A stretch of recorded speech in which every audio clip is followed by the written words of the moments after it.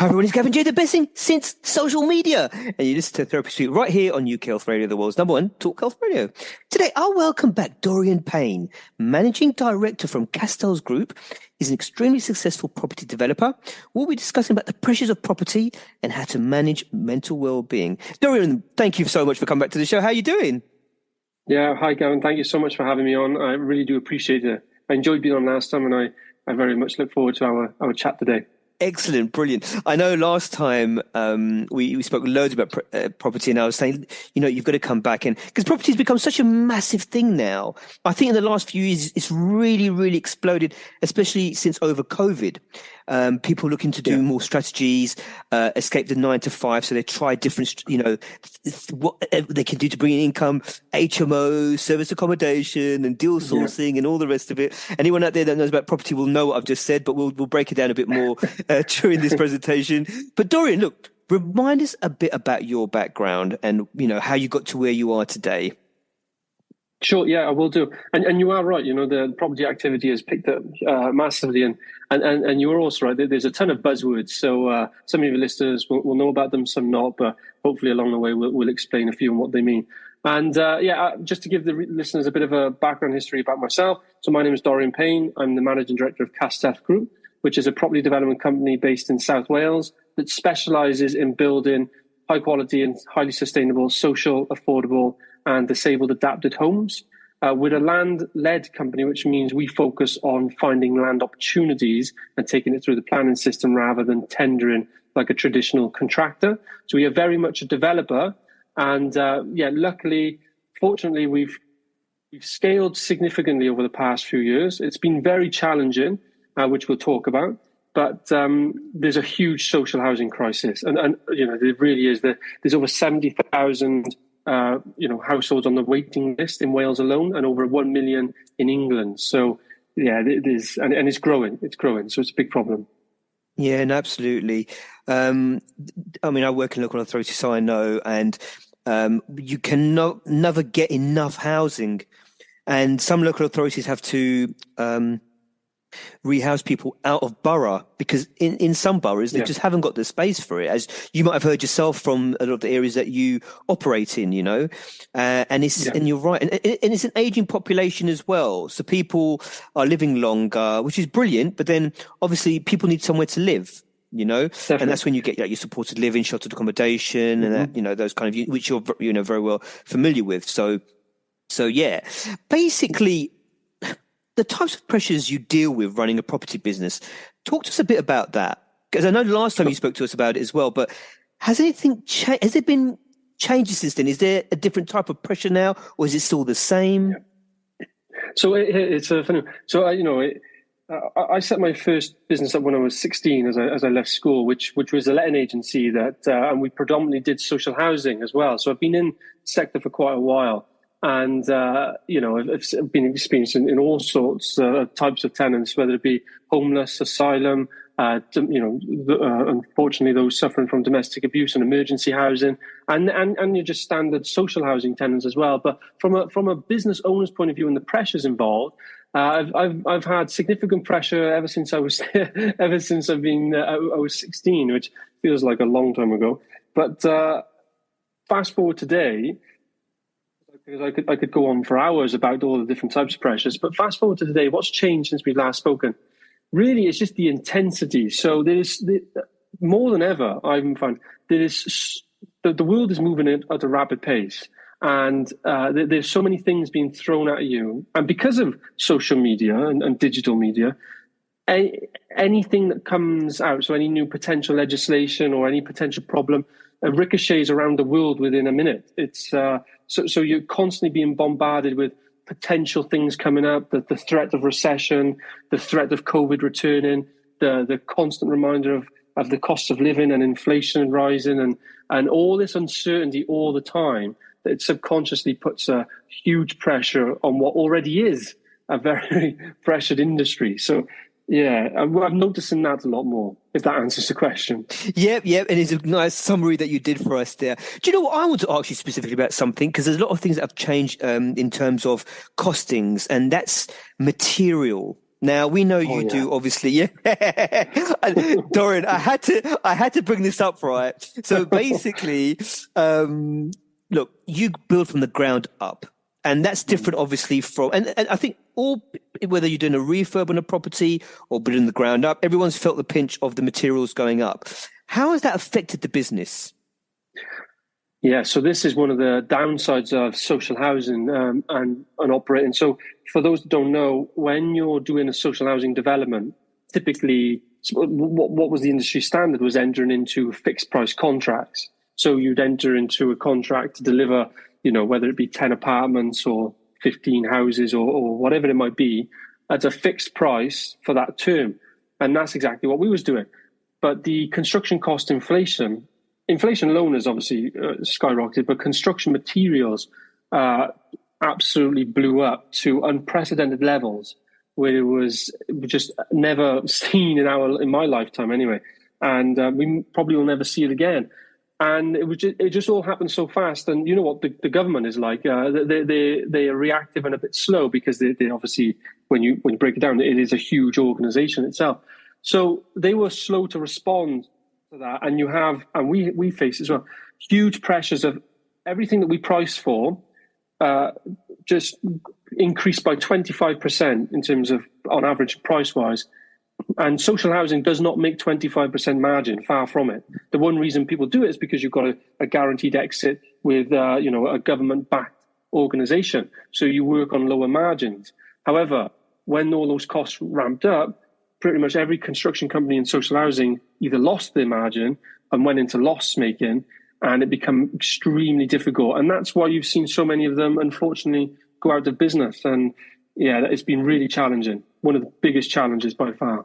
Absolutely. I was hearing like plasterboard went up 3 times or something unbelievable. Yeah, timber went up over 100%, steel went up over 200%. It's you just would never have priced that in, It's crazy because obviously when you're looking into a new development, a property, all the rest of it, the figures needs to add up. The deal needs to stack up, as they say. And if you're getting such increases in material, it closes that margin. And as we know with lenders, you need to achieve 20 to 25% profit. So it really did kind of affect, I heard from other people, it did affect the market. But don't get me wrong, there's opportunities still. I know that. We all know that. There's always going to be opportunities. But then we also have the issue with interest rates. Yeah. Has that affected the business in any way at all? So yes and no. And it's an interesting, like I said, it's kind of been like hit from all angles, really. For us, we've geared up the business to creatively secure land, if that makes sense. So we do most of our land deals on option agreements, which for those that don't know, that means we have the option, is a legal contract where we have the option to buy the land within a given time frame at a given price, or we'll do a conditional contract, or we'll do a promotion agreement. And basically those 3 agreements allow us to have legal control to an agreed extent of the land over a period of time without actually buying it and raising finance to buy it. Now, so therefore and then once we sell it to a housing association, they now fund us in monthly stages to build it out. When we first started, we was funding everything using a combination of investors and banks. Now, if we were still doing that today, on top of the material cost increase, it would just be insane. So, it wouldn't be possible, really. So, luckily, the housing associations fund us now monthly, which does help. But that being said, the risk that we have now is we don't have a plan B if the deal doesn't work for a housing association anymore, because the market is as we speak today, the market is cooling a bit. So that's another conversation, and that's really a lot of that's down to mortgage interest shooting up and making the monthly repayments obviously either not affordable or just not desirable for the mass market anymore. So people are being a lot more cautious. So whilst it hasn't had a direct impact in terms of our financing costs, what it's done is brought a new risk into play when you look at deals where we have one exit strategy and everybody tells you about in property, you've got to have multiple exit strategies. You've got to have, So we've got to be very careful. Hence why trying to secure those land deals as creatively and flexibly as we can in case it doesn't work out. So that was a roundabout way of answering the question, because it's quite a complex relationship between everything. It does all connect, and you close one risk and another door opens. So, yeah. No, absolutely. And you're right. I mean, with that one property exit method, the building needs to be built in a certain way for your customer, basically, as in housing association. And there's more fire safety, health safety regulations. And so it's a different type. I mean, I've seen the housing associations type buildings, and it's not. It's still, you know, like a property you can live in accommodation wise, like any other property, but there are differences, and you know, shared space, communal areas. So yes, you're kind of restricted, but you've been in the game now for a little while, Dorian. I mean, you're pretty familiar with, you know, how to work with housing associations and getting things done, basically. So, you know. Yeah. That's so, and that is a key thing as well, because it is actually quite difficult to enter into the social housing space and all of a sudden try to start developing for them when you're from a pure private developer background, because their pace is a lot slower. The way they make decisions, it's much more like dealing with a public company, public sector, whereby they have different tiers of management to sign off deals. You know, several different people and departments that want input on design throughout the process. External factors to get approval, so like government granting, because it's heavily subsidised by grant, and then also the technical sign off. So the actual design itself is different to private housing. It's in Wales as well. It's actually a higher specification than your standard housing, so mid-range and low mid-range housing. But the only thing that lets it down, really, and not all the time, so it's just sometimes in social, some of the finishing materials, they choose it because of maintenance purposes. When you're having 10,000 homes, you've got to pick a kitchen design and a bathroom design and tiles and flooring and doors that you can replace cheaply and easily. But in terms of behind the plasterboard, so to speak, and the actual design and style and size of the building, it is actually a higher specification than private. So that catches private developers out, and they get very frustrated on the speed. The one way we've combated that is by building quite a significant pipeline that's still growing, and also just, you know, we consider ourselves experts now in this field. So, you know, we already know what's coming up, and it's built into our processes. So yeah, we're equipped to handle it much better. That's fantastic. We're just going to a quick ad break, and we'll be right back. UK Health Radio, the station that makes you feel good.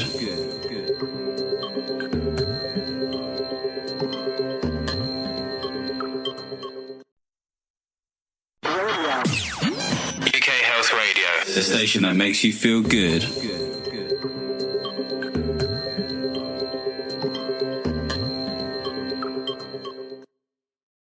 So Dorian, thank you for, you know, raising a few points there about some of the pressures that you go through.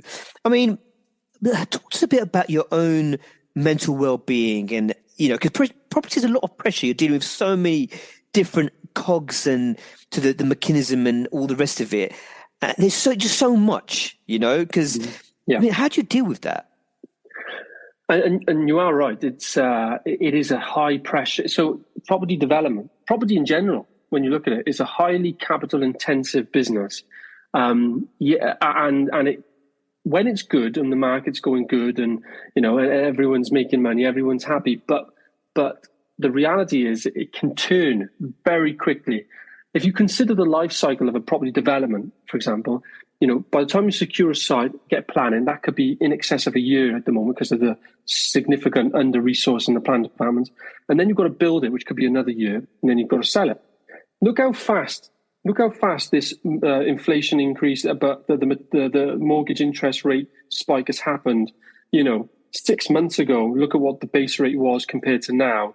Look how fast that's changed. And if you were your exit strategy could be absolutely obliterated in the time of you building, which is happening right now to private developers. I've heard, and if you're not equipped for that, or you can't, you know, it adds a significant amount of pressure on top of, like I've already said, it's quite a highly pressurized industry.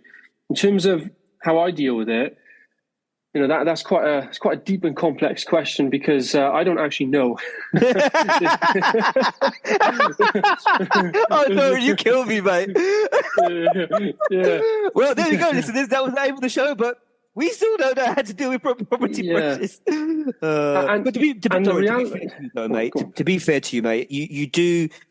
I mean, you're dealing with ground up developments, and not just one. You're dealing with multiple. So it's a lot. You're dealing with a lot. It's just for our listeners. I mean, just explain your pipeline worth right now. How much are you dealing with? So as we speak right now, our pipeline in terms of secured homes in our secure pipeline is in excess of 500 right now. I think it's about 550 at the moment, just shy of 110 million in gross development value. We're currently on site in terms of building right now 160 homes. But by the middle of this year, we'll actually be in construction of over 250 homes or close to that. So and that's going to be across 12 different sites.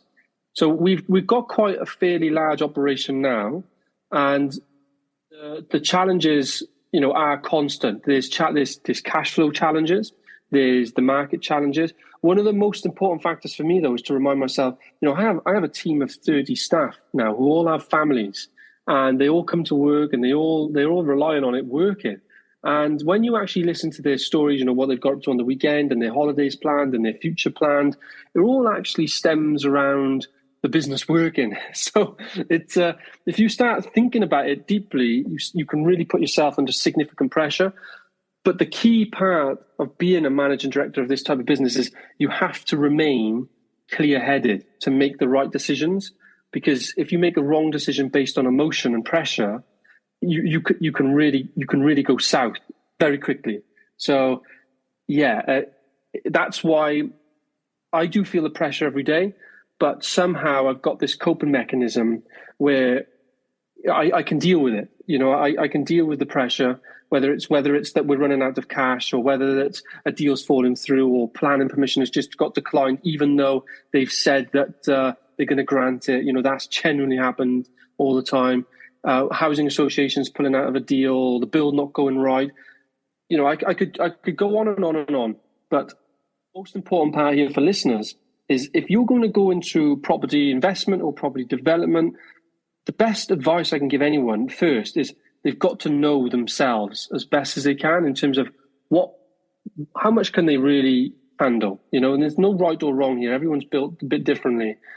But one thing I wouldn't recommend anyone do is jump feet first, or head first even, into such a stressful industry without first trying to get to understand themselves and ask them the real questions. What do they want their life to actually look like? Do they want to wake up to this type of pressure every day? The reason I'm doing it is because my goals are massive, and I want to make the biggest impact as I can.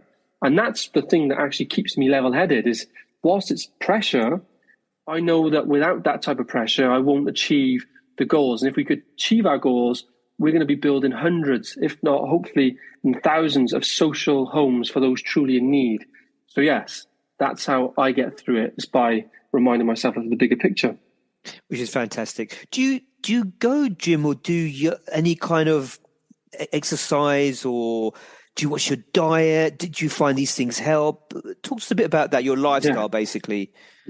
Sure. So I go through phases like everybody else. I try to implement a routine, and the routine is that I'll wake up first thing, and I try to get the gym for 6 a.m. and I'll try to do I try to go to the gym at least 3, ideally 4 times a week, and I'll do 45 minutes to an hour, something like that, and then I'll come to the office, and I'll be in the office then and meeting throughout the day, and I go home, and I try to put my kids to bed every night if I can. And then in the evening, then when I've got some time for myself, which is an average, 2 to 3 hours a night for myself, there's a couple of hobbies I do. So I like to play a bit of chess. I like to play piano, and I do a lot of reading and audio book listening throughout the day in the gym and sometimes at home as well. And then the only other thing I do is I'm currently learning to fly, which is not really an evening thing, but It's more of a one day every other week type of situation. And I've just finished my master's degree, so that was some self-development I was doing. But yeah, unfortunately, I'm the type of character that between Monday and Friday, I like to fill those extra hours with something that I feel is still productive, but is building a different type of skill. And then, that's what I do. It sounds like you've got that kind of personality which actually thrives under pressure. I don't know. It's like, I think that's right. I think you need it. I think if you didn't have it, you wouldn't know what to do with yourself, mate. I'll be honest with you. You are right, and I mean, I literally have I put my hand on my heart when I say this. I am actually quite envious of those that can just chill out. But the problem I have is the minute I wake up to the minute I go to sleep, my mind is having a constant argument with itself. I have probably about 3 different people talking to me at once, so it gets a bit chaotic. I've got to be careful what I'm saying here because I'll have this, and it's right. So like I do thrive under pressure, and I want to constantly take that next step forward myself. But others don't have to do that. That is not the definition of success, and I need to make that crystal clear. It's I'm probably damaging my body doing that, but I struggle. I really do struggle. Not having a task that is kind of unachievable. Mastering piano is unachievable really for me. Mastering chess is unachievable. So whenever I'm doing those things, I can never complete it. I've always got to come back to it and finish it. So, but I'm getting a little bit closer every time. And that's the main thing. Have your peers or colleagues, how do they handle property pressure? Have you spoken to other people about, what do they do, or notice what they do? Do people have different methods? Yeah, and that is it. And to be honest with you, a lot of people's stress, believe it or not, comes from comparing themselves to others, and that is really challenging in today's world of social media. Even if people think that they don't do it subconsciously, they probably do. And all you have to do is log on, and somebody's done a post about their successful deal they've done with no money that's making them now, a few grand a month.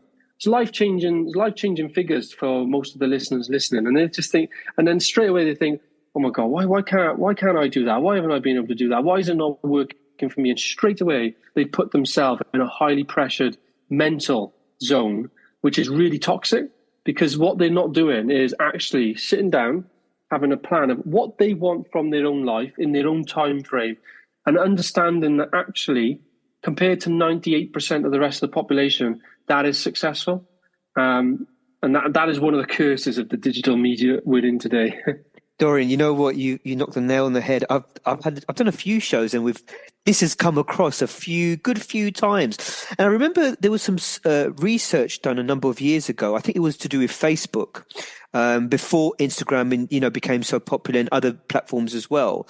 But it kind of went into how people look at other people on Facebook, and they see how well they're doing, and then they start comparing themselves. Then they start feeling low and depressed. And I've known people that come off Facebook, and some people come off social media, because they would tell me generally that it was not doing them any good. They'd keep on seeing this. Yeah. They're thinking about their life. They're doing comparisons, and it's very common. A lot of people do that, especially the youngsters. They do. And some people believe that they overcome that by every time they see a post like that that's a positive post, they say, things like, I don't believe it, or it's lying, or it's only the positive stuff. But what they're actually doing there is they're putting negativity in their own system still, because they're creating a negative persona about success, that just to try to make themselves mask what's actually happening.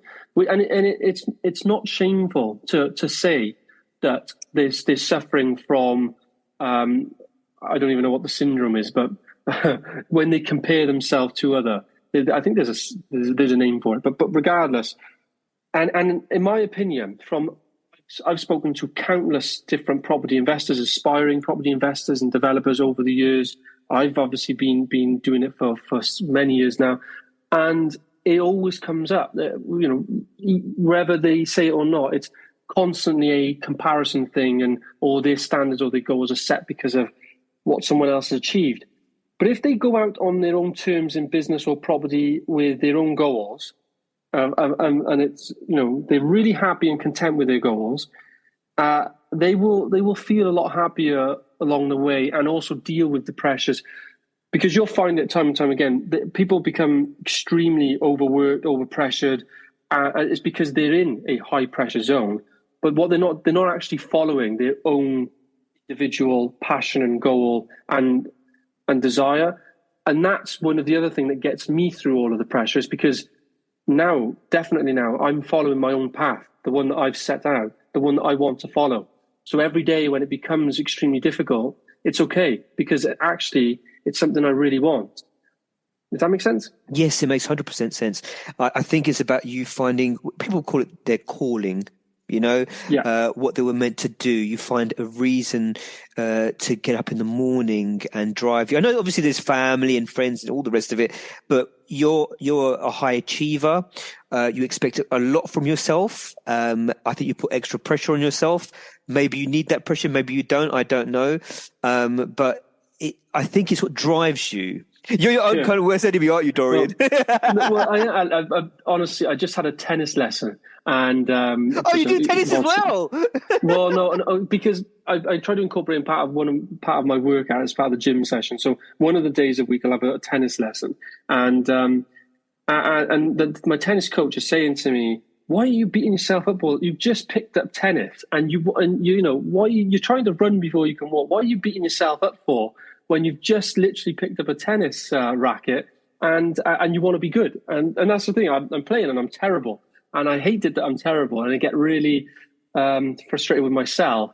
But part of me will just want to stay there all day. And just, that's just who I am. Yeah, it's just...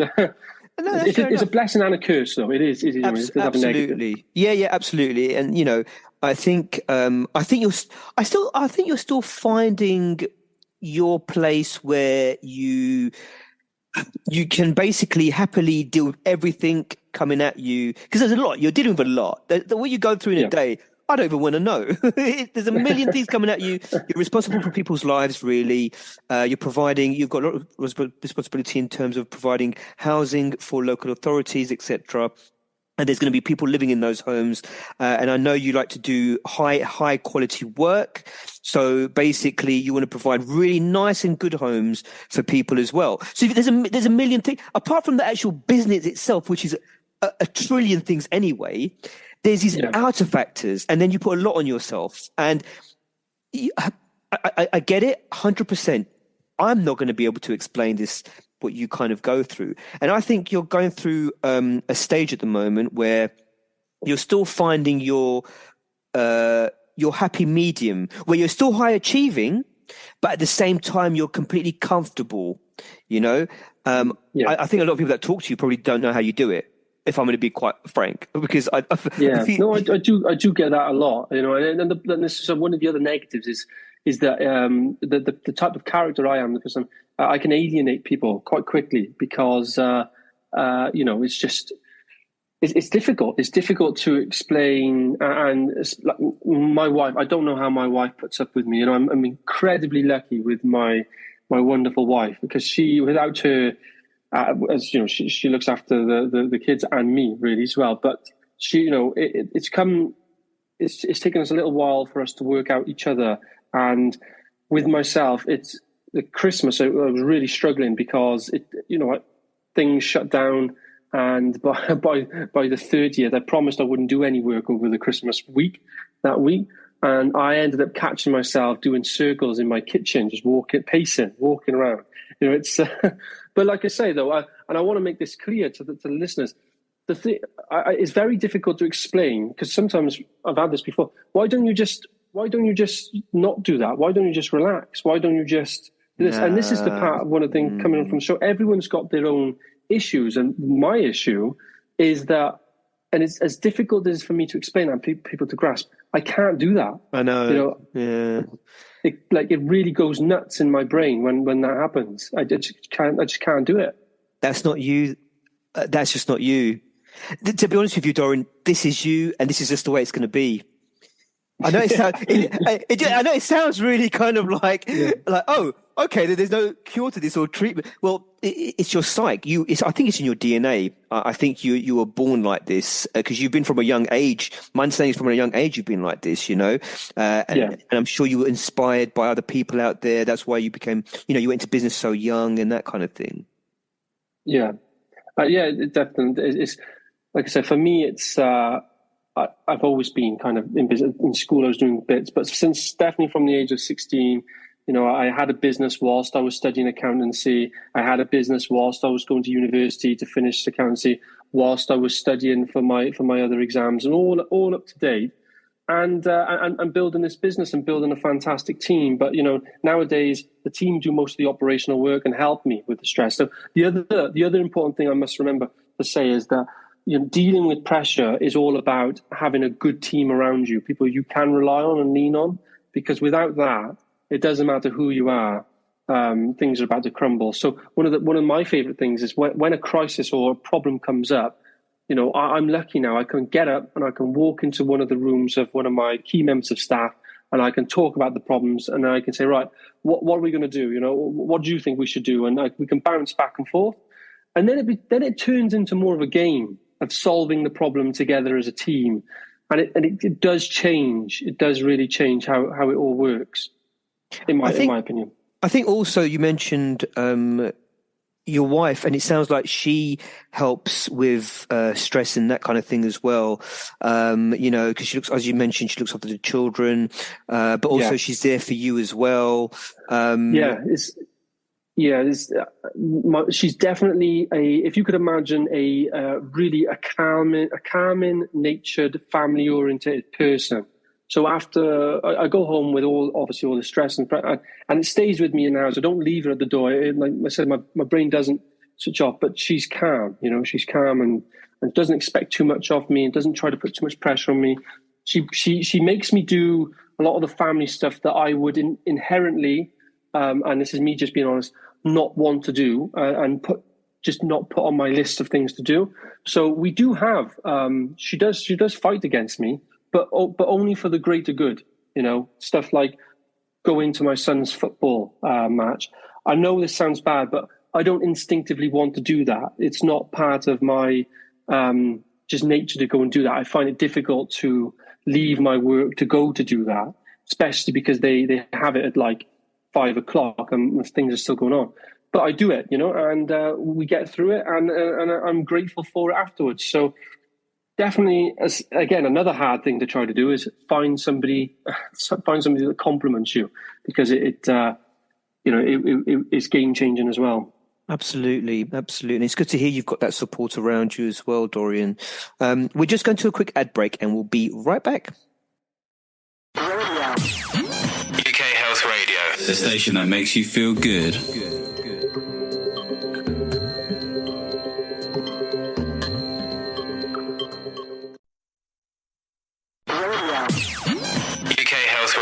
The station that makes you feel good.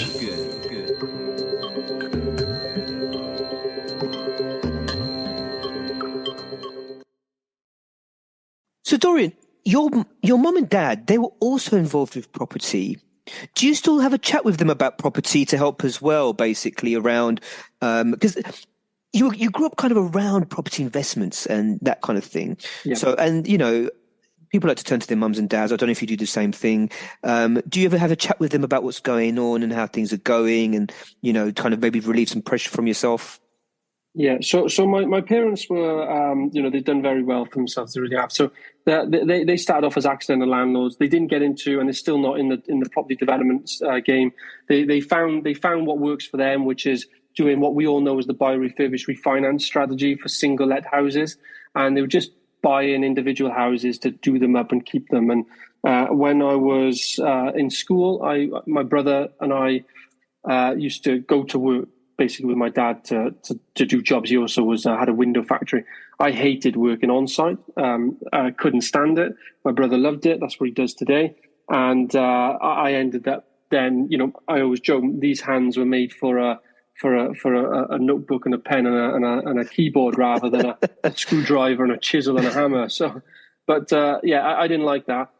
So I started helping on the how they manage their properties. But both my parents, they're both dyslexic, and they both left school, so they did extremely well. So they were doing things a really old-fashioned way that just worked for them. And then I helped them then, because I then started doing letting agency training. I helped them then re-systemize their letting stuff, and I became a finance broker whilst I was doing my own business. And I basically, long story short, I took control of all the financial side of the portfolio to date, and I still do that today. I still look after all the financial side of the portfolio today. So any acquisitions, refinancing, the growth side of things, and and we've taken the portfolio now to a very good level for them, which is good. But in terms of the development situation, like I said, they didn't get involved in it. They're still not involved in development. It's not for them. So I haven't really turned to them for the development stuff, but the amount of things I've learned to do and not to do from them is incalculable, if that makes sense. I can't actually calculate everything that I have learned and absorbed from them over the years, which I'm incredibly grateful for. It's one of those opportunities life puts your way that I've kind of grabbed with both hands as well, and I've tried to take as much as I can and implement it throughout the business. But yeah, I hope that answers the question. No, absolutely. Are you thinking of writing a book, or are you working on something already? I actually wrote the book a couple of years ago. I've just not published it because my other issue is I'm hypercritical about myself.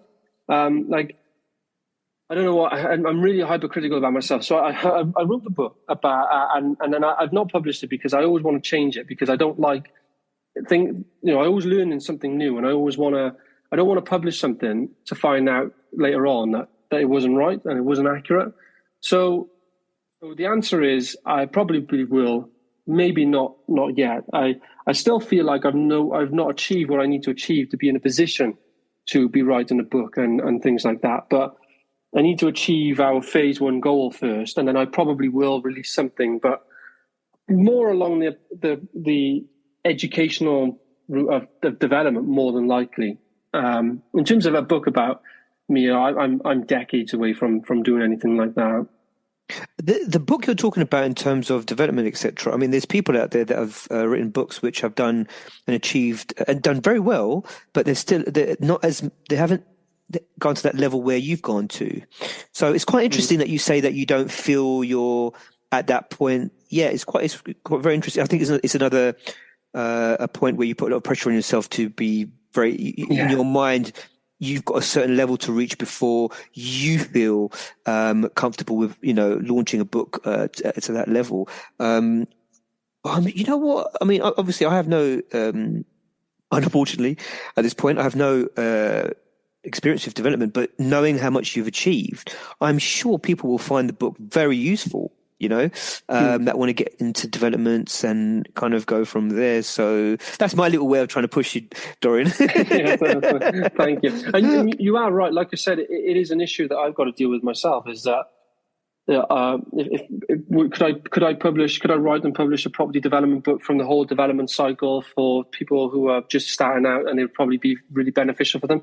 The answer is more than likely yes. It's just, again, for myself, I know all the problems that come up every day in this business, and I understand, that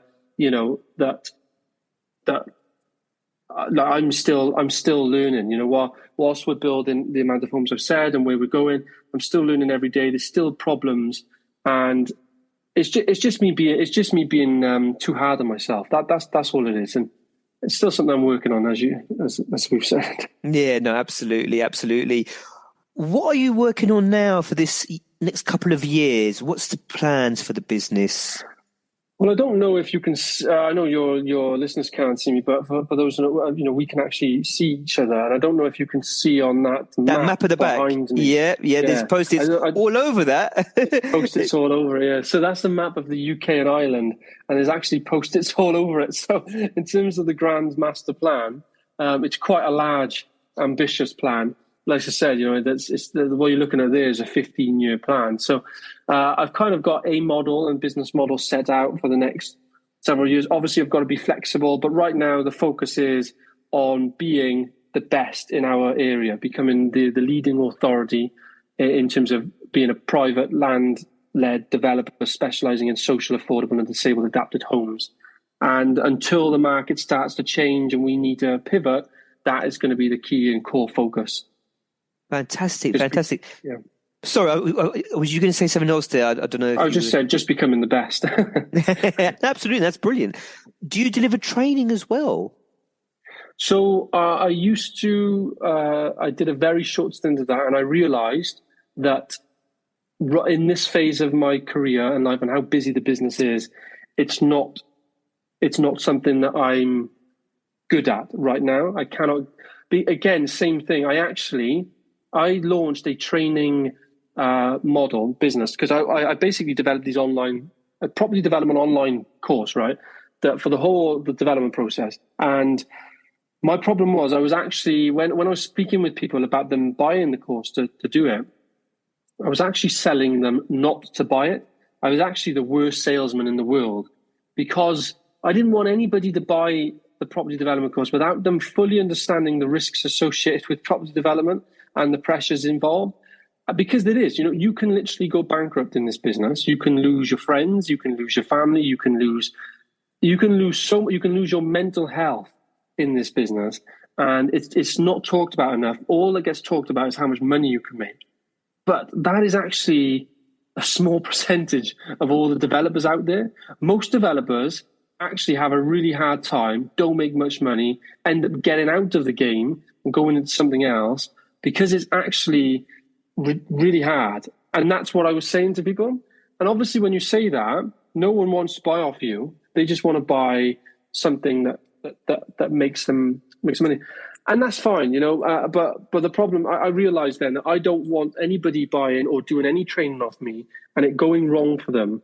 And I can't deal with that at the moment, so I left it.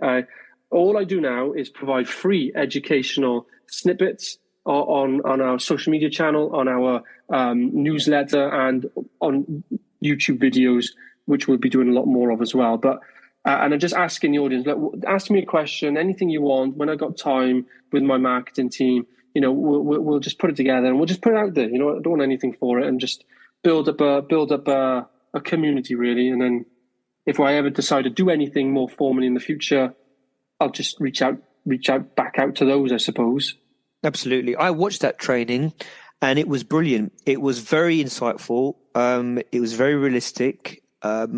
And I liked that a lot. I think I gave some feedback afterwards as well. I think I gave some feedback to yourself as well. And I thought, because I totally 100% agree with you. It's not something to be taken lightly. It's brilliant. To achieve being a developer is a brilliant thing. But absolutely, people need to understand, what it takes, what you have to consider, what are the challenges, what they might be. One of the skills of a developer, as we all know, is raising finance, because it can run out. Yeah. It can run out very, very quickly, as you know. Definitely. Without that skill, we wouldn't be here today. Unfortunately, that in the fortunate position that I've raised, millions and millions of pounds over the years, but equally, I've done developments that have lost money. I will openly tell people, look, I've done a development that has lost 6 figures. Imagine if that was your first development. Can you do that? If you raised money and then lost 6 figures, what are you going to do? And straight away, people will be like, I wouldn't be able to cover that. And again, I don't want to be too negative, because being a property developer is amazing. It's an amazing business. It is needed. There are homes needed all across the country. All I'm saying is that gets into it, you do need to understand that a loss can materialize. And, as long as you're willing to fight tooth and nail to get through it, then that's fine. You are probably able to withstand the pressures of being a developer. But unless you ask yourself the real question, if you're going to go into development with only looking at the profit, it's not a good move. 100%. I think it's like with anything, isn't it? You can't, while it's whatever you do, it's good to be able to have an income, have money coming in, whatever it might be. Because, you need a roof over your head, food on the table, look after the family, all the rest of it. But you can't chase money. Yeah, Can't definitely. chase. It's that old saying. When you start chasing money, this is when things usually 9 times out of 10 go wrong. You've got to kind of go for what's your passion, you know. Yeah, And you agree. get through the hard times, and you have many hard times. I'm sure every day there's a new challenge that comes up. Oh, yeah, definitely. And I want to make it clear when I was younger, so 16, 18, I was also chasing money. I wanted to be extremely wealthy back then. And it's really changed for me now. But I lost all of my money on a couple of occasions doing bad business deals, literally losing all of my money and starting from scratch again. Several times I've done that. And then it finally clicked for me. And when I don't even know how old I was, 20, 21. And ever since, especially now over the past 5 years, I do not even really look and consider my personal wealth. It's not really on my agenda or my radar. I am just in this for it is my passion, and that is, yeah, it's a different feeling entirely when you finally get on that path. That's brilliant. Dorian, thanks for your time. It flies by every time we talk. Where can people find you anywhere if they want to have a chat or maybe some advice or anything like that, or your marketing team, or all that kind of thing? Yeah, definitely. I mean, the easiest thing anybody can do nowadays is just go onto Google and just type my name in, Dorian Payne, or type in my company name, Castell Group, and straight away you'll have a page full of different links, whether it be our Facebook, Instagram, LinkedIn, our YouTube channel, our website. They should all come up. So just do that. Reach out any way you can, and we'll be very glad if you do reach out. If you have any questions, if you have any feedback from this talk, I'd love to hear it. And more importantly, if you're really struggling with something or something is really going wrong, also reach out, because if we can help, then I will. And regardless, thank every single one of your listeners for listening to me today. Thank you for your time as well, Gavin. It's been a privilege to be on the show again. Dorian, thanks again for coming on. I know how busy you are, so I really appreciate it. People can also find Dorian on my Instagram at GavinJ417. Following and all the rest of it. So just if you want to find Dorian that way as well. Until next time, listeners, take care and have a good one.